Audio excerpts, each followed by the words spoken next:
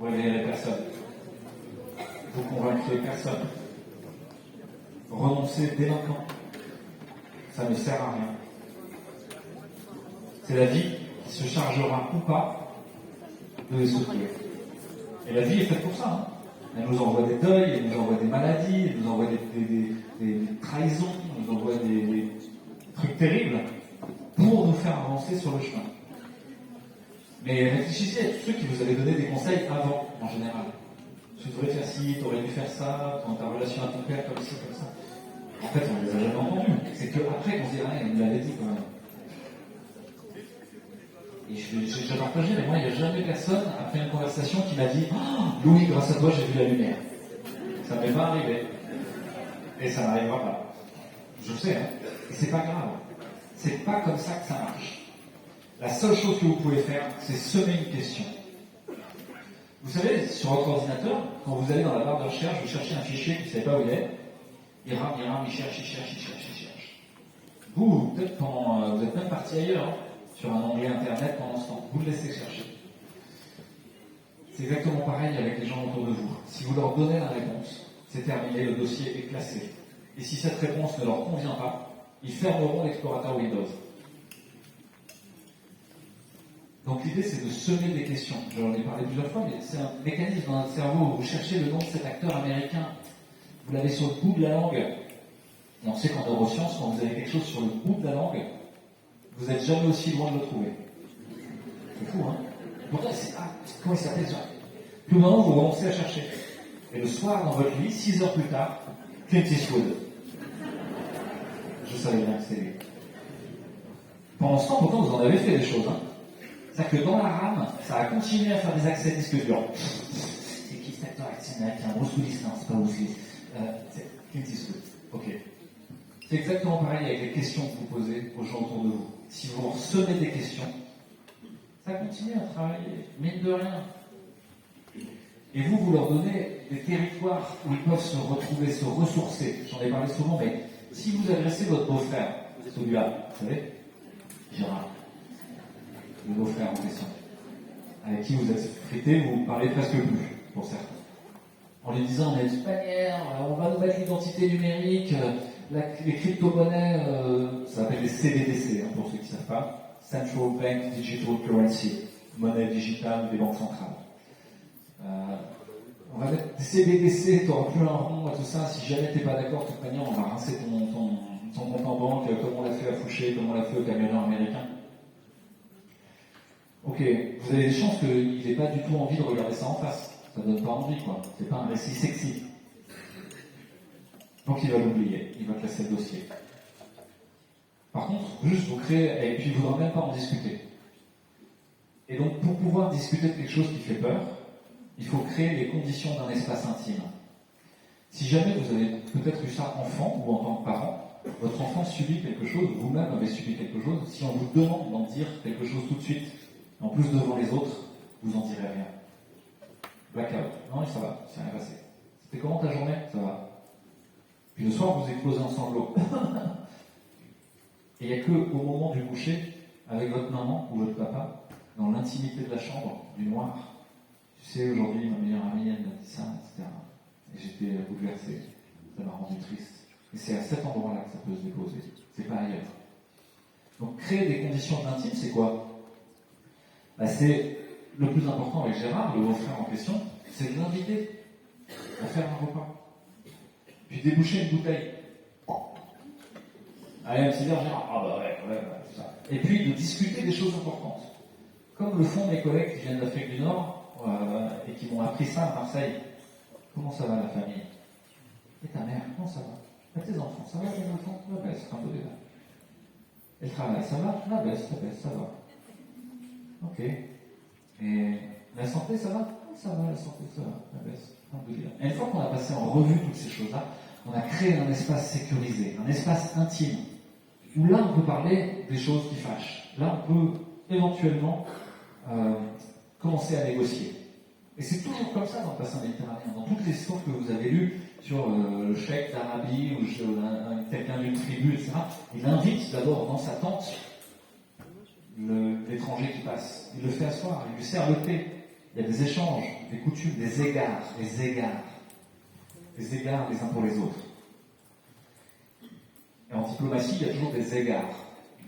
Si vous n'avez pas d'égard pour la personne en face, elle n'en aura pas pour vous. Si vous témoignez du respect pour les personnes en face, elles seront obligées, de manière mimétique, de vous en témoigner. Ok. Évidemment, c'est patient, hein. C'est sans espoir de résultat. On fait ce qu'on peut. On ne fera jamais que ce qu'on peut. Donc tous ceux qui disent ouais, il faut aller défoncer Bill Gates, etc. Il faut être américain pour faire ça. Il n'y a que Ted Kennedy Jr. Qui a fait Children's Defense. Un compte en banque gros comme ça, 14 lobbyistes à Bruxelles, une chaîne télé. Moi, je ne sais pas faire ça, je ne suis pas américain. Nous, à Covid, il n'y avait pas de compte en banque, pas de structure juridique. Rien. Et pourtant, c'est devenu une multinationale. Il y en avait dans tous les pays, partout. Il y en a encore, dans tous les pays. Il y en a eu en Israël, en Angleterre, en Espagne, en Allemagne, en Italie, en Australie, en Nouvelle-Zélande, en Afrique du Sud, je ne sais plus encore, au Kenya. Et moi, j'étais étonné, hein. Il y a des réinfos-Covid dans tous ces endroits-là. Avec une structure sans tête, sans dirigeant. Moi, j'étais juste un des diplomates parmi d'autres. Un des coordinateurs, mais on était très nombreux coordinateurs, on se réunissait assez à 25 tous les lundis soirs. À un moment, on était plus de 30. Et pourtant, voilà, on a réussi à faire vibrer le monde, à faire quelque chose. On a fait ce qu'on a pu. Et déjà, à rigoler. Rien que ça, et à survivre. Je vous ai raconté ça souvent aussi, mais mon grand-père, qui était général de corps d'armée, général 4 étoiles, il n'y a pas de plus haut grade. On parle de maréchal, c'est le commandement en chef devant l'ennemi, donc ça n'a pas à voir avec les grades. Donc, qui était un humaniste et qui a participé avec le père de Raoult à faire le réseau de résistance Mithridate en Provence. Et il m'avait dit, l'important c'est pas de vaincre l'ennemi, l'important c'est de survivre. Et moi ça reste là, l'important c'est pas de vaincre l'ennemi. Tous ceux qui vont gueuler sur Twitter, ouais c'est tous des nazis, c'est mon totalitaire, ils tournent en rond, ne construisent rien. L'important c'est de construire des espaces sécurisés de cohérence, où on prend les morceaux du réel qui est en train de se disloquer et on bâtit comme une bulle qui nous permet d'exister. Et c'est ce qu'ont fait de très nombreuses personnes, c'est ce qu'a fait Éveil Citoyen, c'est ce qu'a fait tout plein d'autres, quoi. Là, je suis sûr que vous avez plein d'histoires à raconter de tout ce qui s'est passé. Hein. Voilà. Alors, je reprends mon propos. On en était à cette idée que il y avait plein d'outils formidables en médecine et dans plein d'autres choses liés à l'informatique et à la computation de la donnée, c'est-à-dire l'idée d'utiliser de la donnée pour faire produire des contenus. Et qu'il y avait un tournant évolutif qui était la question des IA génératives. C'était ces intelligences artificielles capables de parler notre langage et de générer des contenus culturels. Des contenus iconiques, des contenus sonores, des contenus textuels. C'est-à-dire tous nos champs de représentation symbolique, l'écrit, le film, l'image, la chanson, le son, ils sont capables de le faire. Une œuvre d'art avec Midjourney, une synthèse ou un texte critique, un roman autobiographique ou un roman de fiction grâce à ChatGPT ou un de ses avatars. Et vous pouvez même développer ChatGPT. Vous, si vous le prenez, OpenAI, vous pouvez le mettre dans votre entreprise et dresser ChatGPT sur votre expertise à vous. Alors, il va vous sucer vos datas en même temps. Mais moi, si je faisais un truc d'anesthésie ou de réanimation avec ChatGPT, je pourrais le dresser à être encore plus performant en utilisant tout ce que je sais sur la réanimation. Et je vous ai dit que tout ça n'est pas de nulle part et que c'était une stratégie de conquête de marché et qu'au fond, c'est un peu l'histoire de l'humanité de passer son temps à faire des découvertes techniques qui réforment de manière complète les ordres de pouvoir. Ça peut s'appeler le marteau, enfin le feu au départ. Vous imaginez le feu qui arrive dans la caverne? Qu'est-ce qu'on fait avec le feu? On se brûle les uns les autres? On prend le pouvoir sur la tribu d'à côté, on chasse les bêtes sauvages, on s'éclaire, on se chauffe. Il va falloir qu'on décide. Et ces outils, ces systèmes techniques, on va dire, c'est le feu, c'est le marteau, mais c'est ChatGPT, hein. C'est le mec un gros marteau compliqué. Qu'est-ce qu'on en fait? Est-ce que c'est un commun? C'est quelque chose au milieu de la table, je pose le marteau et je dis bon, on construit une maison tous ensemble grâce à ce marteau? Ou est-ce que c'est un outil d'asservissement? Je prends le marteau et je vais vous taper sur la tête si vous ne me donnez pas votre porte-monnaie. Ah. En fait, c'est toujours les deux. Un outil, c'est toujours les deux. C'est toujours un commun potentiel et c'est toujours un outil d'asservissement potentiel. Et aujourd'hui, tous les systèmes techniques institutionnels, ceux qui tiennent notre société, les piliers du temple dans lequel on vit, sont devenus des outils d'asservissement. L'outil médiatique est une fabrique de mensonges de masse. L'outil monétaire est un outil pour prendre votre pognon et le mettre dans quelques mains. Vous savez qu'aujourd'hui, c'est les 8 milliardaires qui possèdent, multimilliardaires qui possèdent plus que la moitié de l'humanité. On arrive à des folies. Vous avez des algorithmes de trading à la nanoseconde. Vous avez entendu parler de ça? C'est des robots traders qui, sur le marché, passent leur temps à échanger et à acheter des trucs pour faire du rendement, faire de la marge. Et ces algorithmes, ils s'appellent Razor, un rasoir, Shark, le requin, Guerrilla, la guérilla, Sniper, le sniper. C'est ça leur nom. Imaginez, des délires ils sont dans les salles des marchés, quoi. Et ils sont en train de trader sur des matières premières, du blé, du riz, des choses comme ça qui sont notre nécessité vitale pour faire plus de pognon. On a été exproprié de l'équation. Donc c'est déjà là. Et l'idée, c'est de faire un monde parfait, de faire cette cité idéale de Hobbes dans le Léviathan, de faire la 15 minutes time où on serait tous enfin heureux. Vous ne posséderez rien et vous serez heureux. George Ford, 2017, je ne sais plus quelle année. Et ça a été énoncé de manière très claire par quelqu'un qui s'appelle Norbert Wiener. W-I-E-N-E-R, je crois. Vous va être marqué là. C'est lui là, c'est Norbert Wiener avec un petit robot. Une sorte de petite. Ils se sont réunis après la Deuxième Guerre mondiale aux États-Unis. Ils avaient exfiltré pas mal de nazis d'ailleurs par l'opération Paperclip, avec des scientifiques, des chercheurs, des universitaires, des sociologues, des mathématiciens.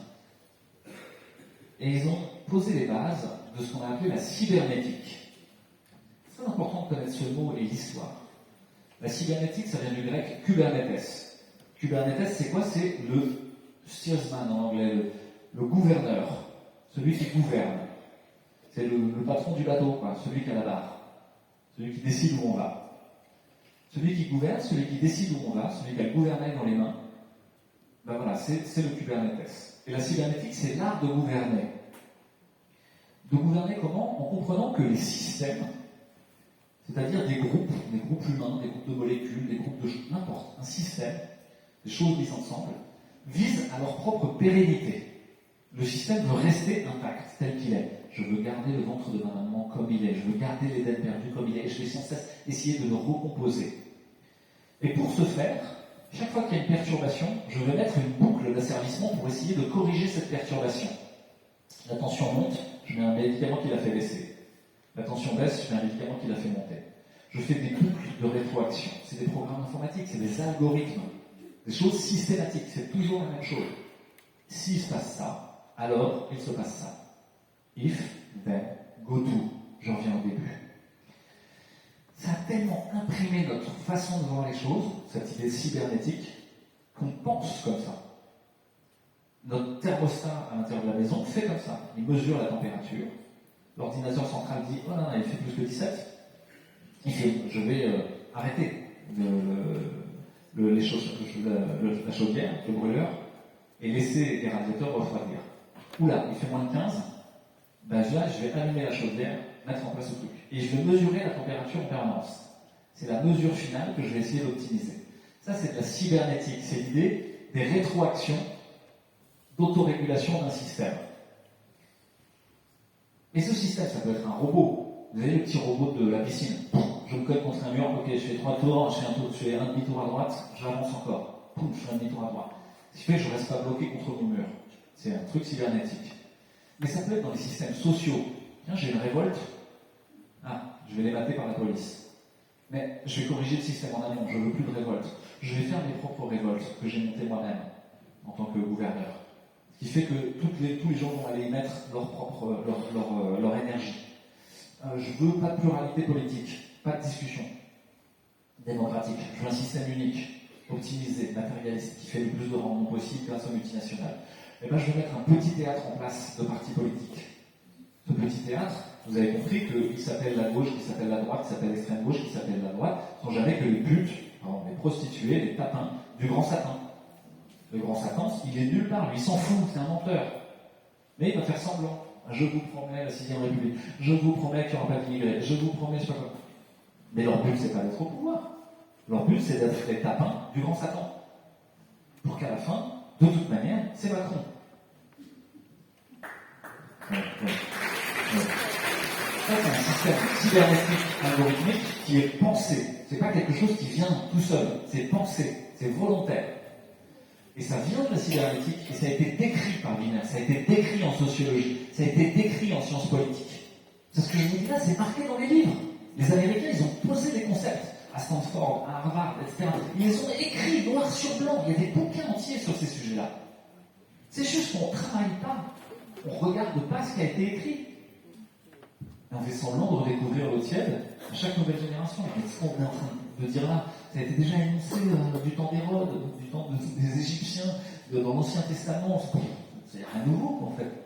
Des mecs qui veulent le pouvoir et l'argent. Ok. Et qui veulent asservir un groupe d'humains. Rien de bien neuf sous le soleil, quoi. Hein. Ok, on peut passer. Donc cette idée cybernétique, elle est très importante, elle est mue par la rationalité de l'efficience, de la performance, de l'efficacité. Il faut être efficace à tout prix. La beauté, les erreurs, c'est impossible. Vous connaissez tous les bêtises de Cambrai, il y a plein d'erreurs en fait qui donnent lieu à de nouveautés, à des trucs que c'est pas prévu, quoi. Et ça vient nous ouvrir à des portes sur le réel qui sont tout à fait incongrues et qui nous amènent quelque chose. Non, là, il faut qu'il n'y ait pas d'erreur. Il faut que le système soit parfait, il ne bouge plus. Mais c'est le rêve du monde parfait, c'est le rêve du ventre de maman. C'est le rêve du paradis perdu. L'humain, il veut faire un paradis. C'est pas comme ça que ça se passe. Vous serez condamné à errer à poil, avec une petite feuille de vigne, bien sûr, et à connaître et le bien et le mal, et à choisir. Vous êtes désespérément libre. Ben non, dans ce monde-là, cybernétique, vous n'êtes pas libre. Et vous voulez une assurance sur tout. Vous allez à la montagne, il faut qu'il y ait une assurance neige. Il n'y a pas de neige, je serai remboursé. Vous allez pisser, il vous faut un casque, on ne sait jamais. Vous dites bonjour à votre voisin, il vous faut un masque, parce qu'il pourrait vous transmettre une maladie. Vous imaginez quand même, il y a quelques années, en arrière, on va dire 1500 ans, les monstres, c'était des dragons gigantesques. Maintenant, le monstre, on ne le voit pas. Ça s'appelle Covid. Vous avez des boules rouges sur la tête, ouais. C'est ridicule, quoi. Nous, humains, on a peur maintenant d'une punaise de lit.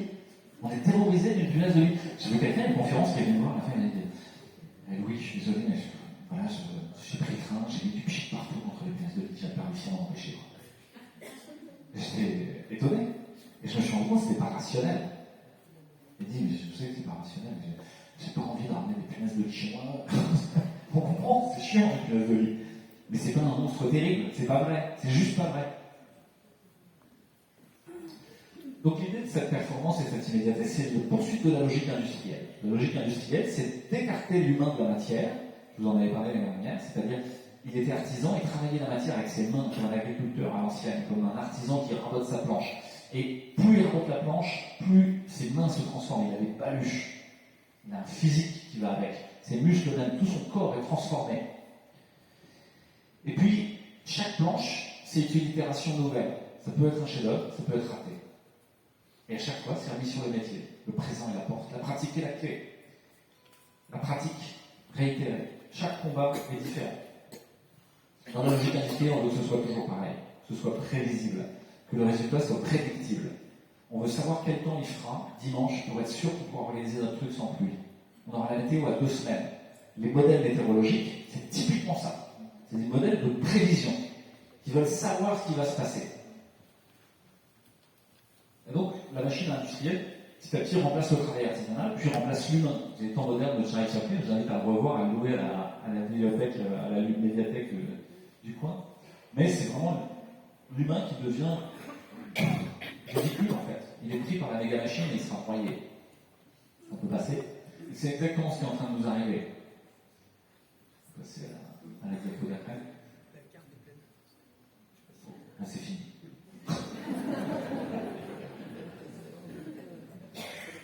Et il y a une extraordinaire banalité du mal à l'intérieur de cette optimisation algorithmique industrielle de la transformation de la matière. Ça, c'est l'histoire de Deomag. Pour ceux qui connaissent, c'est le fait que IBM a collaboré avec les nazis, plus que collaboré. Par le biais de sa filiale Deomag, en Allemagne, ils ont fourni des machines à cartes perforées et des machines de process d'information qui ont servi aux nazis à faire le recensement des juifs. Plus que ça, IBM a demandé aux Juifs d'optimiser leur réponse aux nazis. Et notamment, on leur a dit, c'est quoi un Juif alors pour vous? Attendez, vous voulez que je recense les Juifs? Mais c'est quoi un Juif? C'est 2 parents juifs? C'est 4? C'est moins que 5? C'est 1 sur 4? C'est 2 sur 4? 1 sur 6? Ils sont arrivés à l'idée d'1 sur 6, je crois. Et c'est resté. C'est resté même en Israël aujourd'hui, pour définir si vous êtes juif ou si vous n'êtes pas. C'est quel qui est resté. Ça veut dire que IBM a non seulement facilité, mais ensuite induit certaines choses. Le système technique, il induit certaines choses. Il vous guide, vous en êtes à la fin les dupes. C'est pas vous qui pilotez Waze, c'est Waze qui vous pilote. Si Waze décide de vous faire passer par la zone artisanale, la zone industrielle, machin, voilà, je suis la flèche. Aujourd'hui, il y a plein de gens, ils suivent la flèche. Ils ne savent même pas où ils sont, ils ne savent pas où ils vont. Ils ont rentré la destination et Waze décide pour eux. Mais vous avez compris que Waze, à un moment, dirait vous avez l'abonnement plus Premium Professional Gold? Ok. Pour 17 € par mois, tu mets 4 minutes.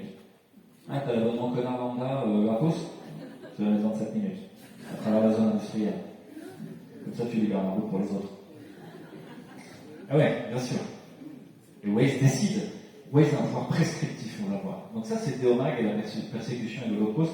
Mais en fait, il faut le garder bien en tête. C'est que le système numérique et les ordinateurs et digital, il a servi déjà à du massacre de masse. Dans l'histoire, c'est déjà inscrite. On sait qu'elle va se répéter. On peut passer. Ce système ne fonctionne et ne devient parfait qu'à partir du moment où il a toutes les informations. Si Waze n'a qu'un seul d'entre vous qui est connecté, ça ne marche pas. Donc Waze doit vous faire que vous soyez tous connectés. Donc Waze va s'installer par défaut dans les applications de tous les téléphones vendus. Donc vous allez y être connecté, il va vous rendre service, il va même vous promettre la lune, il mettra toujours 4 minutes de moins que ce que vous mettez en vrai. Il vous ment d'emblée. Et donc, par définition, le monstre se nourrit de vos datas, de vos informations. On revient à cette histoire d'intime et de public. Si vous donnez vos informations, vous nourrissez le monstre. Le monstre en a besoin pour exister. Et par nature, il va vouloir être totalitaire, totaliser la capture de l'information. Aujourd'hui, l'ensemble des surfaces qu'il y a autour de nous sont des surfaces de capture de l'information. Les caméras de vidéosurveillance du moindre village, maintenant les voisins vigilants avec l'œil flippant, avec tout le monde qui est là, il y a un cambriolage, non, mes voisins sont branchés à voisins vigilants, moi j'ai pas de téléphone digital donc je peux pas. Et j'ai sorti, mais ça c'est sympa, non? Vous faites des petits repas, tout ça, parce qu'avant on avait la fête des voisins, c'était vraiment sympa. Puis il n'y a plus depuis le Covid. Et ils disaient, non mais tu sais pas combien il y a de cambriolage, tu sais pas combien il y a d'agressions. Et en fait, ils sont de plus en plus stressés. Et plus ils regardent voisins vigilants sur leur application WhatsApp, plus ils s'échangent des mauvaises nouvelles qui font résonner les uns avec les autres, et ils font une célébration noire qui les rend encore plus stressés. Ils ont installé encore plus de caméras. Ils veillent, ils sont connectés avec la police en permanence. Ils deviennent des petits capots. Voilà. Et donc là, vous avez vraiment un usage de l'outil qui n'est pas du tout pour commun, qui est un asservissement par l'outil. Ok, donc Big Data, c'est en anglais depuis le début, non? Ah non, ouais, j'ai mis en français, grâce à une intelligence artificielle. Et en médecine, notamment, cette idée de la capture d'informations, elle est appelée l'idée du quantified self. Ça veut dire que vous vous quantifiez vous-même. Vous allez prendre votre tension vous-même, prendre votre SAT vous-même. Ça va être connecté à votre téléphone. Vous allez, pour les diabétiques, avoir un petit machin dans le bras en sous-cutané, puis passer votre téléphone devant, vous avez peut-être déjà vu, chez certains diabétiques, et qui va enregistrer leur glycémie.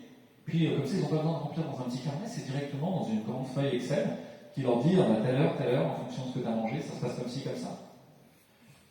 Et au fond, je me perds moi-même, je suis exproprié de moi-même. Le fait que je me mesure en permanence, je ne ressens plus rien. Je ne fais plus confiance à ce que je ressens. Hein? Tu te rends compte, là j'étais irrégulier, j'étais en fibrillation auriculaire à ce moment-là.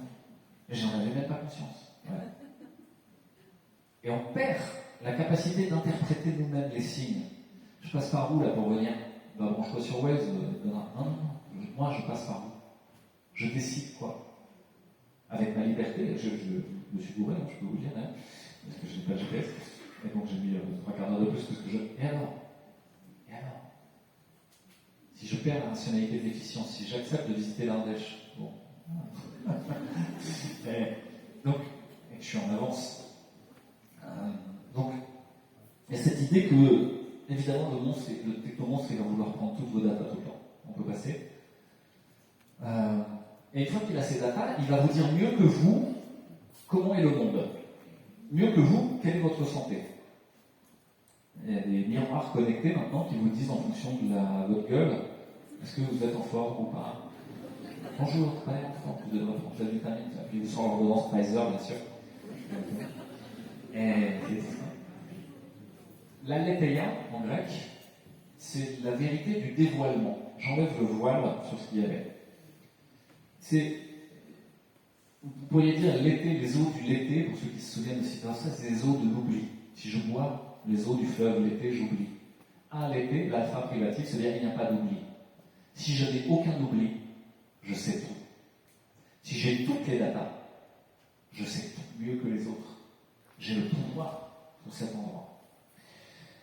Et donc l'aletheia, c'est cette idée que vous sortez, vous allez voir dehors, vous dites bon, il fera quel temps demain? Il fera beau. Ok, c'est votre prédiction. Maintenant, si je capture les masses nuageuses en haute atmosphère, les pressions à tel endroit, ce qui s'est passé sur les 14 dernières années, etc., je vais être capable, mieux que vous, de dire ce qui va se passer demain. Et aujourd'hui, votre téléphone numérique, il est capable, mieux que vous, de vous dire tout. Vous savez quelque chose sur un sujet? Non, attends, je vais voir sur Wikipédia. Vous avez remarqué? Attends, je vais parler du Covid. Non, attends, je vais regarder ce qui se dit sur Internet. Comme si Internet était la noosphère, était la connexion à l'information sacrée. Vous êtes connecté à l'univers. Et donc vous êtes déclassé. Moi j'ai vu ça. Je suis allé parler à des gens de réanimation sur le Covid. On dit non, mais toi tu sais pas. Moi je le fais tous les jours. J'ai lu l'article, je me suis fait chier. Je fais que ça depuis 3 ans. Donc je peux vous dire, je connais le sujet. Enfin, il y a des trucs que je connais pas, mais ça je connais. Et là, il y a des gens qui me disent non, j'ai vu quelqu'un qui a dit quelque chose d'autre dans une émission, c'est à vous.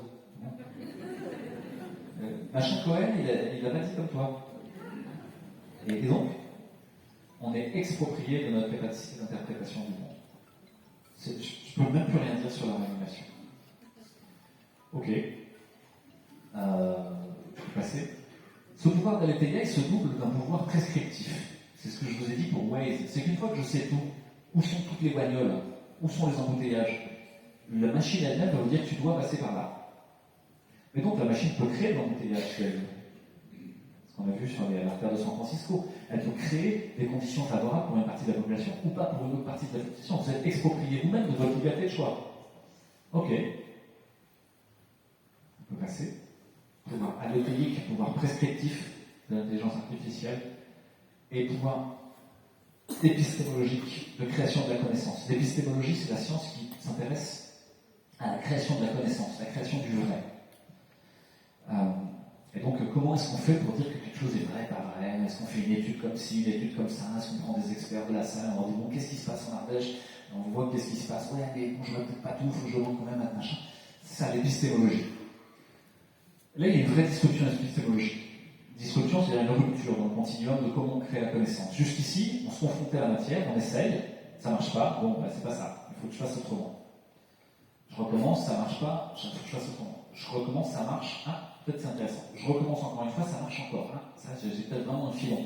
Puis je refais, et ça revient. Je vous prends le verre, je le laisse tomber 40 fois, ça a l'air stable, ça. La gravitation universelle, ça a l'air quelque chose de costaud. D'accord, on va regarder ça. Je sais que c'est pas vrai. Je sais que c'est pas la vérité. Mais c'est pratique, là tout de suite. Et donc je vais le garder temporairement. Et c'est ça même l'idée de la science. C'est toutes les théories qu'on a, on sait qu'elles sont pas vraies. Mais temporairement, elles sont pratiques. C'est pragmatique. Moi je sais que la plupart des choses que je fais en réanimation, c'est pas vrai. C'est pragmatique. C'est juste là tout de suite c'est utile. Et là d'un coup, cette idée-là de procéder par essai-erreur, elle est complètement gommée. On s'en fout en fait que tu aies essayé, pas essayé. On a fait une étude de projection qui a dit que si on multiplie l'âge du capitaine par je sais pas quoi, par la longueur du bateau et la force moyenne du vent, en fait l'hydroxychloroquine ça fait 17 000 morts. De quoi tu parles? C'est ça l'étude de Molinar, Logan, Pradella, vous avez entendu parler. C'est une étude de projection qui est complètement fausse mathématiquement. Mais c'est de la thaumaturgie, hein. C'est les mecs qui sont ah bon, on a un peu de rap, de drapeau, 17 000 morts. Bon, et là, claquement de cap, Molimar dit je suis professeur. Okay. Incroyable. Et là, vous avez vraiment une rupture épistémologique, c'est-à-dire que, actuellement, ce qui crée la connaissance, c'est le croisement corrélatif des datas. C'est plus l'essai erreur. Il n'y a plus de rapport avec le réel. Qu'est-ce qui est vrai sur Louis Fouché aujourd'hui? C'est ce qui est marqué dans Wikipédia. Je suis un gourou d'une secte anti-vax, d'extrême droite, j'appelle la violence, je maltraite les patients, etc. C'est ça qui est injecté dans le système. Et il y a plein de gens qui y croient. Et donc là, on se dit, tiens, mince, il y a une vraie rupture. On est capable d'injecter du mensonge permanent dans le réel, par le croisement corrélatif des datas. Ok. Et puisque ça dépend des datas que je mets, il y a des biais. Le premier biais, c'est qu'est-ce que je fais rentrer dans les databases. Si je ne fais pas rentrer Fouché, Péronne, Raoult, ça n'existe pas. Donc il n'y a que le discours de Molimar, de Spaki. Ok. Donc la vérité, ce sera ça, puisque j'ai exclu de la capacité même de rentrer dans le système informationnel. Et donc là, vous avez des data keepers, des gens qui gardent la porte pour que vous ne rentriez pas. Ça s'appelle les fact-checkers, ça s'appelle la zététique. C'est des sectes de gens qui sont là pour empêcher le réel de rentrer dans le système informationnel. Raoult l'a raconté plein de fois, mais vous savez, il y avait ce restaurant à Londres qui était classé premier restaurant. Et en fait, ce restaurant n'existait pas. Mais il y avait un répondeur téléphonique où, à chaque fois que quelqu'un appelait, on disait « Ah, c'est réservé, ce sera que dans 6 mois, rappelez donc, s'il vous plaît, on a tellement de succès, vous savez. » Et il y avait un algorithme qui créait des avis sur Google qui étaient les meilleurs. Et donc à la fin, c'était le meilleur restaurant du monde, quoi. Il n'existe pas. C'est fou, hein, quand même. Et on arrive à ça, aujourd'hui. Vous savez plus vraiment si un objet est bon. Vous savez qu'il y a des gens qui passent leur temps à faire des faux commentaires sur l'objet que vous voulez acheter éventuellement pour vous le vendre. C'est vrai, c'est pas vrai, vous savez plus, quoi. Donc, c'est sensible à la propagande. C'est sensible à la censure, cette création du savoir. Donc finalement, ce qui crée le savoir aujourd'hui, c'est la propagande, la censure, les préjugés et les biais. Plus l'expérience et les erreurs. Là, ça fait un drôle de coup d'en à la vérité. On peut passer à la diapositive suivante. Et on peut juste se dire ça, c'est... Qu'est-ce que c'est la vérité? C'est des questions importantes, philosophiques, hein. La vérité, la liberté. C'est important de se les reposer parce que la liberté, moi j'ai des gens qui m'ont dit la liberté c'est un de passe. Pas sûr. Alors regarde, t'as pas de passe, tu peux rien faire. C'est vrai. Parce que je suis libre. Donc il y a une confusion complète entre la performativité et la liberté. Est-ce que je peux performer quelque chose, accomplir un acte, ou est-ce que je suis libre? C'est deux choses différentes probablement. Peut-être que je peux être libre au fin fond d'une prison. C'est la question du joueur d'échecs, un livre de Zayk.